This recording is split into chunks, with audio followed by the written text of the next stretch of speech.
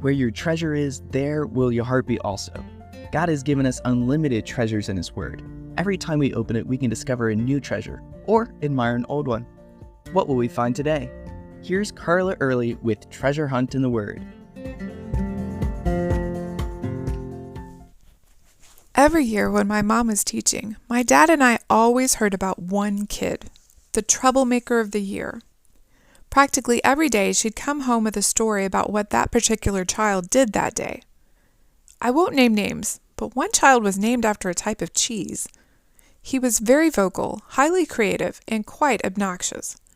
She never knew what he'd come up with next. And those type are the ones she still remembers decades later. Jesus encountered people like that too, as he traveled around teaching. And I guarantee if he'd had a family to go home to at night, those would be the ones he would tell stories about around the dinner table. Mark mentions one of them by name in his gospel. Matthew records that there were two men, but Mark just names the more vocal one, Bartimaeus. Jesus and his disciples, probably quite a few others, were headed toward Jerusalem for the feast of the Passover. Blind Bartimaeus probably had staked out a good spot on the side of the busy road, begging, knowing people traveling for a feast would likely be generous. But then, as the crowd passed by, he heard that Jesus was among them. Surely he'd heard of this famous preacher, teacher, and healer, and he knew this was his chance, so he didn't hold back. He started hollering, "Jesus, Son of David, have mercy on me." The people around him tried to quiet him down. By this time, Jesus had celebrity status. He couldn't stop and talk to everyone who wanted to shake his hand, or he'd never get to Jerusalem. And especially not a blind beggar. They treated him as his name meant in Aramaic, son of filth. They didn't think that he was worthy enough for Jesus to talk to.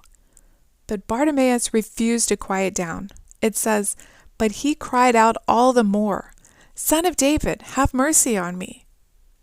Notice he used Jesus' messianic title, Son of David, declaring his belief in who he'd heard Jesus was.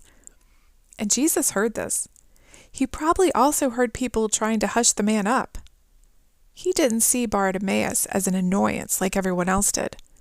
In fact, Jesus used him as an object lesson to teach everyone quite the opposite. Instead of treating him as his name meant in Aramaic, son of filth, Jesus treated him as his name meant in Greek, son who is highly prized.